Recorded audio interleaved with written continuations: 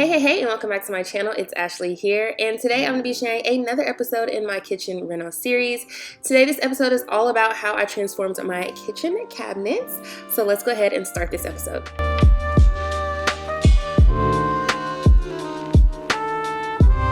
Okay, so I am out in the garage. I am so nervous because I'm about to start to try to turn these cabinet doors into concealed hinges.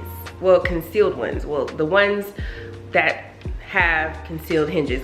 Whatever, you guys know what I'm talking about because right now I sound so crazy. But yes, so that's what I'm gonna do. I'm so nervous I'm gonna mess this up. But I've been looking at videos, I've been reading the instructions, and I hope this goes well.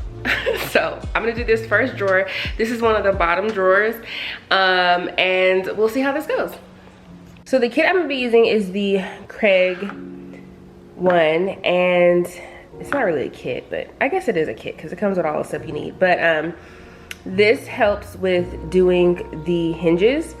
So I am using this, and I will have it linked down below if you're interested in it. But yeah, so I'll be using this. And first I'm gonna take the hardware off, and then I'm going to do the hinges. So I think this should be pretty easy because I feel like I should just literally, so I need to know, I already looked at the hinges that I got, so I need to know the space in between here.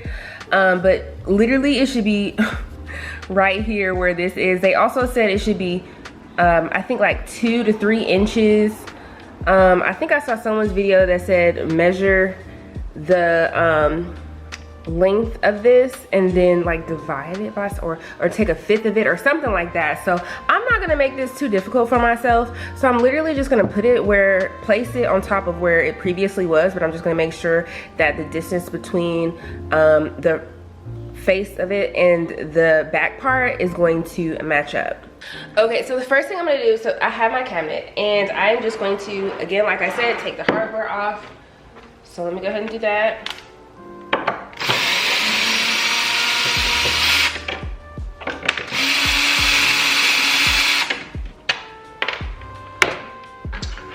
Set these aside and take that off. And now I'm just gonna go ahead and turn this way.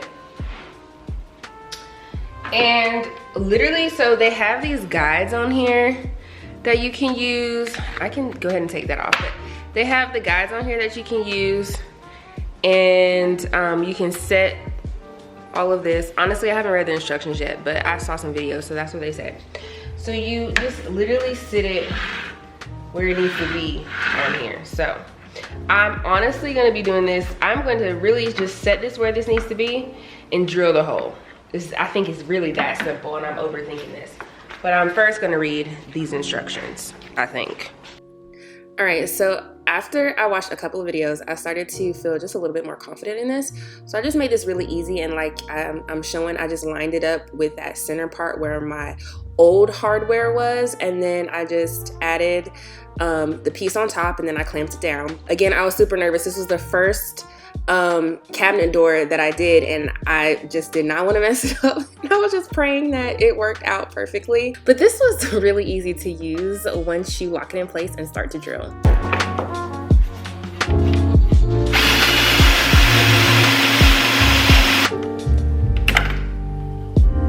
So this also has these 2 little holes at the top where you can drill your holes so that you'll already have those marked for you to add your screws on. So it makes it really, really easy. So as you can see, I just set my hinges in there and I screwed them on, and I was like, yes, this is looking good already. Okay. So then I came in and I removed the old hinges. And then once I removed the old hinges, I just took this and placed it up, made it really easy for myself where the originals were, and I marked those spots, and then I drilled the holes and I added the cabinet door like that. One thing I forgot to mention though is you have to make sure that you know if you are either having a face frame, like you have face frame cabinets, or you have a frameless cabinet. So I have face frame ones, and so the hinges that I'm using are for those, and they do have ones for frameless. You also too have to measure, like when you open and close your cabinet, to know the type of hinges you're supposed to get as well. So I can drop the video down below that I watched so that I can learn how to do that. And I also think I was like reading a blog or something, so I'll put all of that down below because they'll be able to explain it way more than I can. Looking good, guys, looking good. So I've done these two. Now I'm gonna do these top. They're just basically like pull down. So I guess this one is like so you have access to the top part of the sink if you need. And then on this side, I guess this is where they put the utensils and stuff, but I'm gonna take that off. But I am going to be changing out these hinges so you can't see them too. And real quick, the reason why I'm doing this is because I just don't like the outside hinges like this. Like I've said, I like when they're not there. It's more updated, more modern, and honestly, some of these cabinets don't even close all the way. See, they don't close all the way. And then they're squeaky, so you heard that one. This is, so just squeaky cabinets. This one's not bad, but some of them are squeaky. And then also the fact that they're not slow close, so when you close them, they can pop back open like that. So just like, see, slamming. So it's just nice to have, they'll pop back open like that. So some of them fly right back open.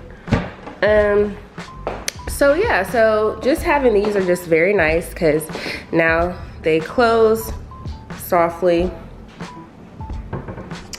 So yeah, I am gonna be adding, this one already, some of them already have these, but these little like bumper things. So definitely now when they close, it'll be nice and quiet. Oh, perfection. So yeah, so I'll be adding those into these on here. So yeah, these two have them, but I'm gonna take these off because they're old and I'll just buy new ones.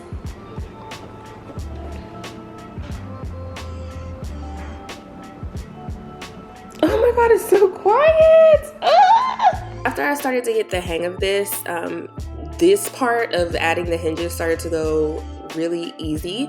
I did work in sections though, so I finished the island, so that's my first section. I did all those and they turned them into concealed hinges. And then after I was done with the island, I moved to the back and I started on the bottom and then the top. So my second section would be all of the bottom cabinets. So again, doing that same thing, drilling the holes, adding in the hinges. And then after I did those, I actually painted everything on the bottom, and then I moved to my third section, which was going to be, of course, my top cabinets. So after I was done with adding all those hinges on there, I just labeled my cabinets and started painting. All right, so like I said, coming back to section 1, I'm removing the drawers, and then I'm gonna start to prep this area for painting. So as you can see on the sides, that this happened before I did my island transformation on the front. So if you haven't seen that video, you can check it out here. But this all kind of tied in together, so I'll be able to paint this one area. So I started, of course, as you can see, the prep work of sanding everything smooth to get it ready. So putting up holes, letting them dry. I did about 2 of the putty part. I don't know what to call it. Yeah, puttying over it. So I did 1 little coat of it, let it dry, and then I came back and put another one on there so they'll be nice and smooth. And then after that, I was working on the cabinets, coming out, sanding all the imperfections, taking off the hardware, and getting them prepped for painting as well. So sanding all of these drawers down was a beast. Oh my god, I was like do I really want to do my whole kitchen, like repaint it? It was a lot of work. So anyways, I just kept on sanding everything down. After I sanded them, again, just like I did with my kitchen island in the front, I'm gonna go ahead and prime it with my favorite bin primer. And so I primed everything front and the back. I'm pretty sure I think I only did one coat of this.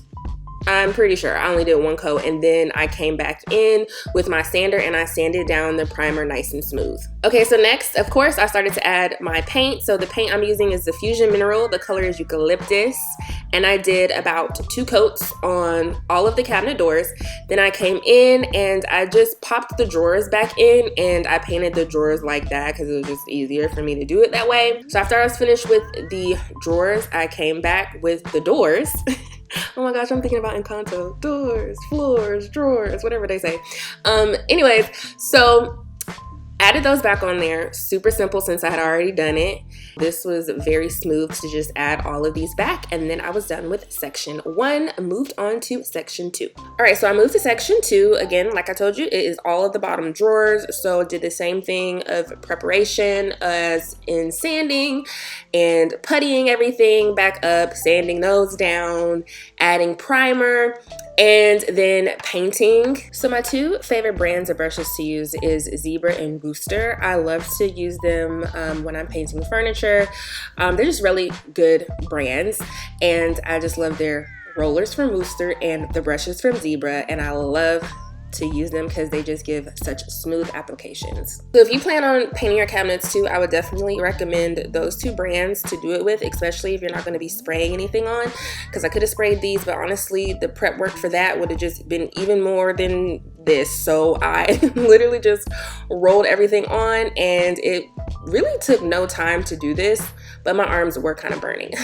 Here I am adding the doors back on. This was very easy again because I already had all of the spots marked out, so I was basically just putting the doors back on. And the last section I started on, of course, was section 3, which is all of my top doors. So I'm literally just gonna do a time lapse because I am doing the same thing over and over again. The color that I did choose for my top cabinets though is called Cashmere.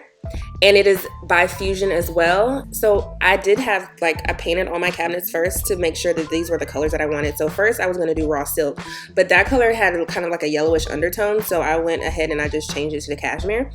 So I'm glad I made that decision because I would have been super upset if I just had like this yellowish tone cabinets. So at this moment right here, I was super excited because I was like, oh my gosh, I'm almost there. I'm almost to the finish line. I have finished section 3. Now, one thing I haven't done yet is applied a top coat. So Fusion has a tough coat that I was going to add on here. I was going to do the matte.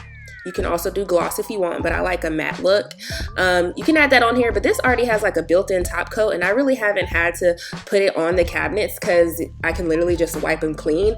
But if you want that extra protection, you can definitely put that top coat on. So the next and final step to this was adding on new hardware. So I got this hardware on Amazon, and you can buy like packs of 25 or something like that. I'll add these on because I actually had some this one on the right from Home Depot, but it was like $6 for each one, so I went with Amazon. And then the last thing that I did was I added the top 2 cabinets back because I had issues with them because they had metal on the side. So I tried like drilling in the center, drilling at the top. It just wasn't working. So honestly, I'm not gonna be putting anything up there because I can't even reach up there. So I ended up just nailing these in place and calling it a day. And one more thing I want to share though is, since I did not paint the inside, I did get these washable shelf liners, and I just added those in, and it just made so much of a difference, and it looked so much better when I added these in, and you can pick these up on Amazon. All right, and that is it. So this took a while to do. I think it might have took me like 2 weeks. That's because I took breaks and stuff, but you can definitely get this done. I really feel like it might have been longer than that, but it did take some time, especially after I put the hinges on. I didn't actually start painting for a while.